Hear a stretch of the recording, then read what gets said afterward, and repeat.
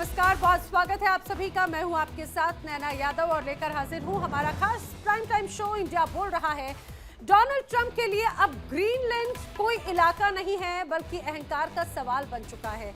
जी हां, कभी ग्रीनलैंड की सेना का मजाक तो कभी सैन्य हमले की बड़ी धमकी और अब खुलेआम आर्थिक तबाही की चेतावनी। ट्रंप कह रहे हैं कि जो देश ग्रीनलैंड पर अमेरिका के इरादों का समर्थन नहीं करेगा उसकी इकोनॉमी तबाह कर दी जाएगी। नाटो जैसे सैन्य गठबंधन को भी ठेंगा दिखाने वाले ट्रंप अब बंदूक नहीं बल्कि टैरिफ का ब्रह्मास्त्र लहरा रहे हैं, यानी या तो अमेरिका की हाँ में हाँ मिलाओ वरना भारी टैक्स झेलो। अब सवाल ये है कि क्या ये सुपर पावर की नीति है या फिर एक जिद्दी तानाशाह ट्रंप की धमकी। और यही ट्रंप है जो पहले रूस से व्यापार करने वालों को टैरिफ की धमकी दे चुके हैं। आज ग्रीनलैंड, कल कोई और देश। सवाल ये कि क्या दुनिया एक और वर्ल्ड वॉर 3 की तरफ बढ़ रही है जहां पर गोलियां नहीं बल्कि इकोनॉमी मरेगी। क्या दुनिया अब अमेरिकी फरमानों पर चलेगी या ट्रंप की इस आर्थिक दादागिरी का जवाब दिया जाएगा। नाटो के कई देशों ने ग्रीनलैंड में अपनी हुंकार सेना को भेजने की पहल भी कर दी। आज करेंगे इसी पर चर्चा। डोनाल्ड ट्रंप की तानाशाही और दादागिरी दिन प्रतिदिन बढ़ती जा रही है। सुपर पावर के गुरूर में डूबी ये राजनीति अब आदेशों की शक्ल ले चुकी है। ग्रीनलैंड या मेरी बात मानो या अंजाम भुगतो। सवाल है, क्या दुनिया एक ऐसे दौर में प्रवेश कर रही है जहां पर अमेरिका की ताकत कूटनीति नहीं बल्कि धमकी बन गई है। इतिहास बताता है कि जब नेता अपने फैसले दूसरों पर थोपने लग जाएं तो तबाही का रास्ता वहीं से खुलना शुरू हो जाता है। और ट्रंप की तानाशाही हिटलर के अहंकार की तरह साफ नजर आती है। अंतर्राष्ट्रीय नियमों से ऊपर खुद को मानने की जिद, ये तुलना कठोर है, लेकिन सवाल है क्या ट्रंप सत्ता के नशे में संतुलन खो रहे हैं। पौराणिक काल में एक राक्षस था जिसका नाम था भस्मासुर, जिसे वरदान मिला कि वो अपनी ही करनी से खुद भस्म होगा। ट्रंप भी उसी रास्ते पर बढ़ते नजर आते हैं। क्या ट्रंप खुद के लिए भस्मासुर बन रहे हैं? अहंकार इतना कि हर प्रतिक्रिया को चुनौती समझना। सवाल, क्या ये नीति अमेरिका को भी उसी कगार पर लेकर जा रही है? अब देखिए, ग्रीनलैंड का मसला, ग्रीनलैंड को ट्रंप ने नाक का सवाल बना लिया है। कभी वहां की सेना का मजाक उड़ाते हैं, कभी सैन्य कार्रवाई के संकेत देते हैं और अब तो सीधा सीधा मैसेज वो दे रहे हैं कि जो साथ नहीं देगा उसकी अर्थव्यवस्था पर वार हो जाएगा।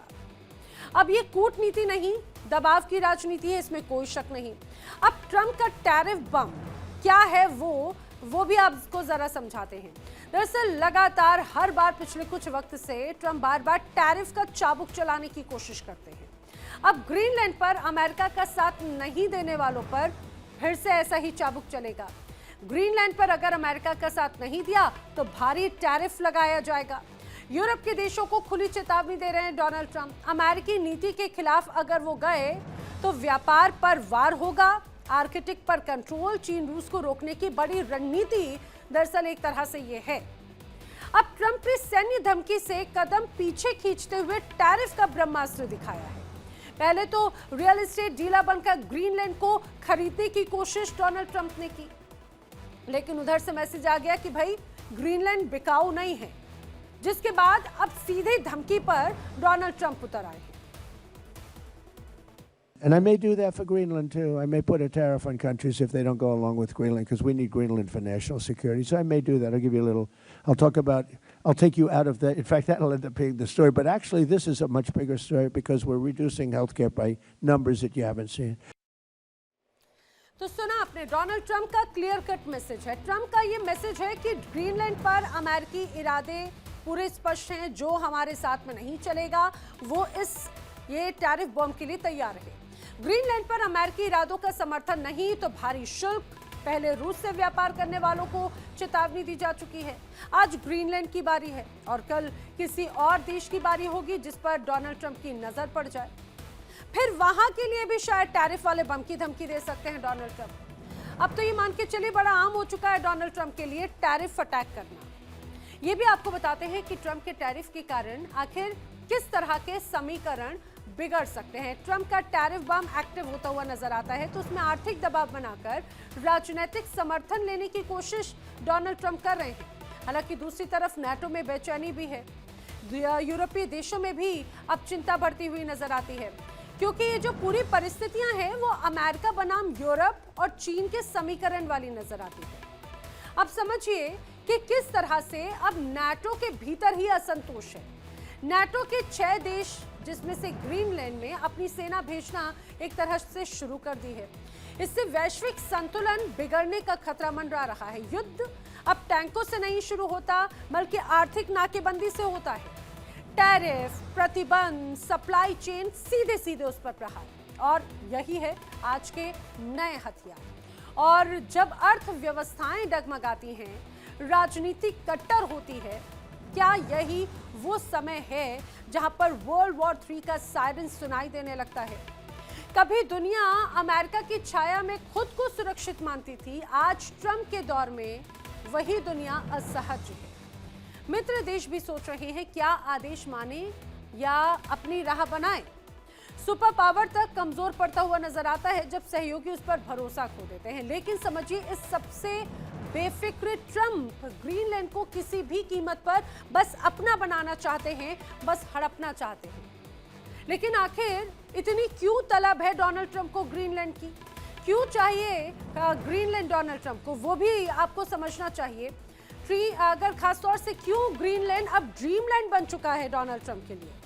ग्रीनलैंड में दरअसल ट्रंप डिफेंस सिस्टम गोल्डन डोम बना रहे हैं और दुनिया के किसी भी हिस्से से अब मिसाइल हमलों को रोका जा सकेगा अगर गोल्डन डोम ये एक्टिव हो जाता है। गोल्डन डोम जो है वो अंतरिक्ष से हो रहे हमलों को भी पूरी तरह से प्रोटेक्ट कर सकता है, रोक सकता है। अब इजरायली आयरन डोम से भी मजबूत डिफेंस सिस्टम इसका माना जा रहा है। और सबसे महत्वपूर्ण बात ये, जो गोल्डन डोम है वो डोनाल्ड ट्रंप का ड्रीम प्रोजेक्ट है। इस पूरे प्रोजेक्ट पर अभी तक 175 अरब डॉलर खर्च होने की बात सामने आई है, जिसमें 25 अरब डॉलर पहले जारी किए भी जा चुके हैं। लेकिन समझिए, मुद्दा सिर्फ ग्रीनलैंड का नहीं है, ये मुद्दा सोच का है, मुद्दा टैरिफ का नहीं बल्कि दबाव का है, मुद्दा ट्रंप का नहीं बल्कि तानाशाही प्रवृत्ति का है। क्या दुनिया इस दादागिरी के आगे झुकेगी या समय रहते संतुलन कायम होगा? क्योंकि अगर आज नहीं रुके तो समझिए विश्व युद्ध 3 को शुरू होने से कोई नहीं रोक सकता। और सबसे खास बात ये कि इस बार तो विश्व युद्ध 3, जिसे तृतीय विश्व युद्ध की बात हो रही है, उसका प्रारूप स्वरूप सब कुछ बदल जाएगा। क्योंकि इस बार हथियार नहीं होंगे, इस बार गोला बारूद नहीं होगा, इस बार सीमाओं की लड़ाई, या ये कहा जाए कि किसी की जान नहीं जाएगी। अगर जाएगी तो इकोनॉमी, अगर किसी के ऊपर अटैक किया जाएगा तो इकोनॉमिक अटैक किया जाएगा, फाइनेंशियली उसे तोड़ने की कोशिश की जाएगी। और इसी चीज का ही आगाज कहीं ना कहीं डोनाल्ड ट्रंप की तरफ से किया जा रहा है अपने दूसरे कार्यकाल के साथ में। लेकिन सबसे महत्वपूर्ण बात यह कि जो टैरिफ बॉम्ब या टैरिफ का चाबुक चलाने की कोशिश डोनाल्ड ट्रंप करते हैं, क्या वो सिर्फ दूसरों के लिए ही घातक है या खुद के लिए भी घातक है? जानने की कोशिश करेंगे। खास मेहमानों का पैनल हमारे साथ में कनेक्ट हो रहा है। आइए मैं आपको मिलवा देती हूँ। राजनीतिक विश्लेषक के तौर पर सुरेंद्र स्वामी मेरे साथ में कनेक्ट हो रहे हैं। रक्षा विशेषज्ञ के तौर पर retired colonel Shivdan Singh connect हो रहे हैं। विदेश मामलों के जानकार संजीव श्रीवास्तव जी हमारे साथ में है। विदेश मामलों की जानकार मल्लिका पांडे हमारे साथ में है। अर्थशास्त्री शरद कोहली भी हमारे साथ में कनेक्ट हो रहे हैं।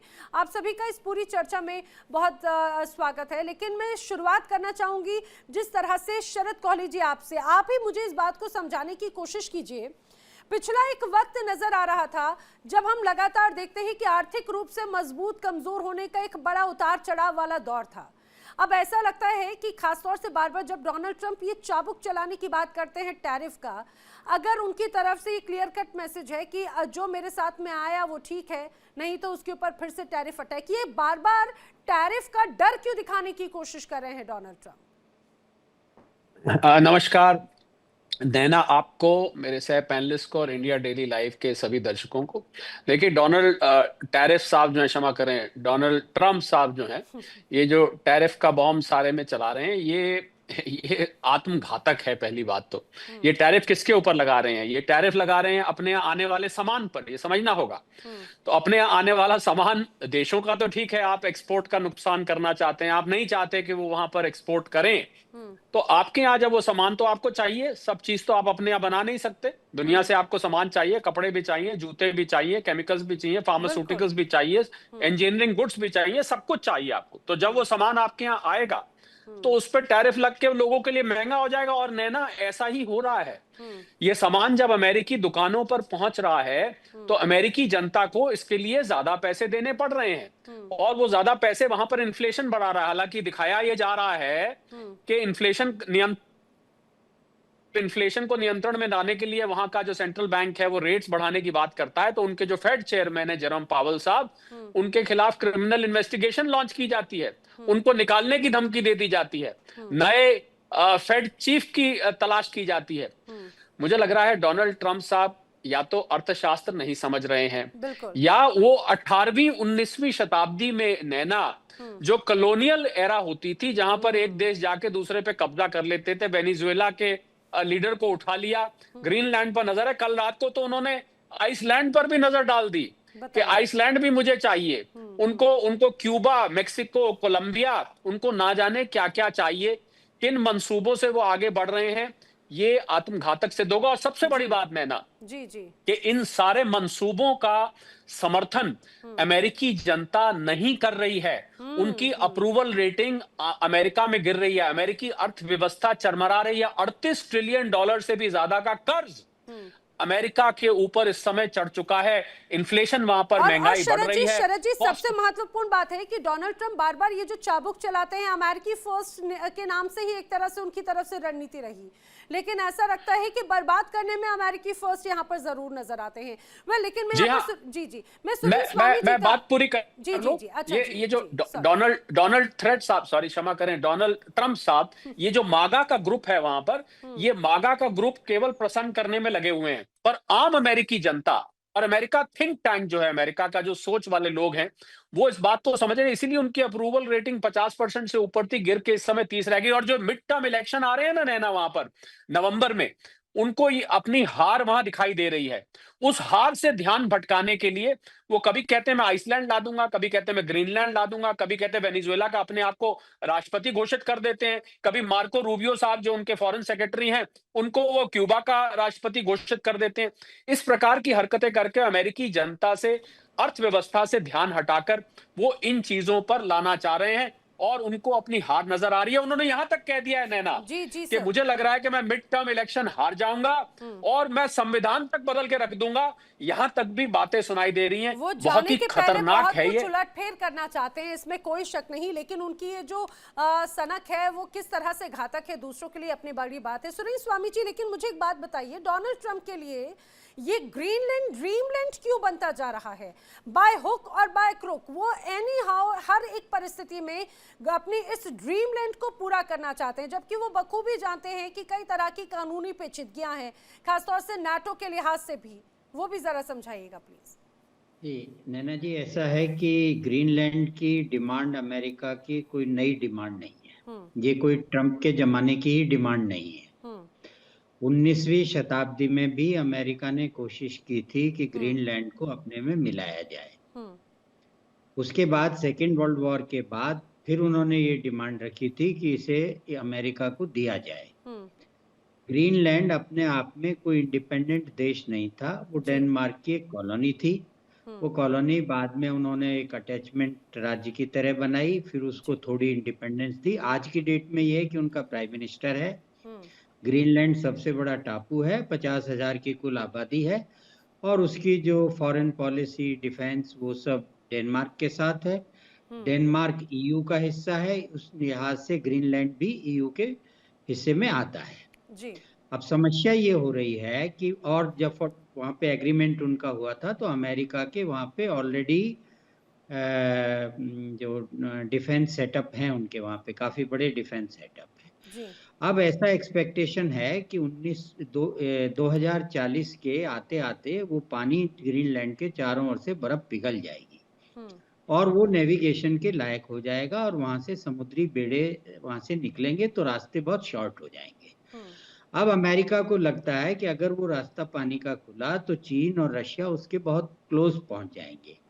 उससे पहले वो चाहता है कि मैं ग्रीनलैंड पे कब्जा कर लूं, अपना स्टेट बना लूं, अपना वहां पे डिफेंस सेटअप अच्छे बना लूं, ताकि जब 1940 की सिचुएशन आए, जब वहां से नेविगेशन शुरू हो, तो उस समय उस पानी पर मेरा अधिकार हो और मैं चीन और रशिया को रोक सकूं। दूसरा, ग्रीनलैंड इतना बड़ा टापू है, टापुओं में अगर हम गिनती करें तो आज की तारीख में सबसे बड़ा आइलैंड है। तो वहां से उनको ये लगता है कि हम पूरे यूरोप पे, पूरे रशिया पे और पूरे चाइना पे वो निगाह रख सकते हैं, इसलिए उनकी ये इच्छा है। उनके ऑलरेडी रिपब्लिकन ने एक बिल भी मूव कर दिया है जिसमें वो उसको 51st स्टेट बनाना चाहते हैं। जी जी। तो ये तो उनका एक अमेरिका का है, ये ट्रम्प साहब का अकेला नहीं है। जैसे मैंने कहा कि ये 100 साल से 19वीं पुराना सदी से। इतिहास है ग्रीनलैंड को लेने का, तो ये उनका है और ये स्ट्रेटेजिकली डिफेंस पर्पज से उनका इंटरेस्ट है। फिर चूंकि वो आइलैंड है, अनएक्सप्लोर्ड है, तो वहां पे आपको मालूम ही है जो जितने भी रेयर अर्थ के एलिमेंट है वो सब वहां पे अवेलेबल है, और आने वाली टेक्नोलॉजी सारी रेयर अर्थ पे बहुत डिपेंड करेगी। तो इसलिए भी उनका इंटरेस्ट है कि ग्रीनलैंड हमें मिलना चाहिए, और इसी के लिए वो कोशिश कर रहे हैं। इसमें अब इसमें कोई शक नहीं जी। जहां तक अब तारीफ का सवाल है, तो जो देखिए, व्यापार में तो आप किसी भी देश से व्यापार करें उस पर टैरिफ लगा सकते हैं, लेकिन जो ग्रीनलैंड का सपोर्ट नहीं करेगा तो हमारा ग्रीनलैंड के सपोर्ट से क्या लेना देना है। कोई यूएन रेजोल्यूशन तो है नहीं, कुछ वहां पे पेश होना नहीं है। उनको अपने यहाँ पे ग्रीनलैंड का सबसे पहले लॉ बनाना है। तो वो एक्चुअली ये धमकी जो दी जा रही है वो यूरोप को दी जा रही है, वो डेनमार्क को दी जा रही है, वो ईयू को दी जा रही है, और उसका कारण स्पष्ट है। भले ही EU ये कोशिश करे कि हम सारे यूरोपियन देश एकजुट होकर अमेरिका से बड़ी सुपर पावर बने, लेकिन वो सक्सेसफुल नहीं रहे। इतने सालों के प्रयास के बाद कॉमन करेंसी करके EU बना के भी वो नहीं हो पाए। तो अब वो EU को एक तरह से धमका रहा है। नाटो अमेरिका के पैसे से चलता है, UN आधा अमेरिका के पैसे से चलता है, सारे आर्म्स एम्युनिशन नाटो में अमेरिका के हैं।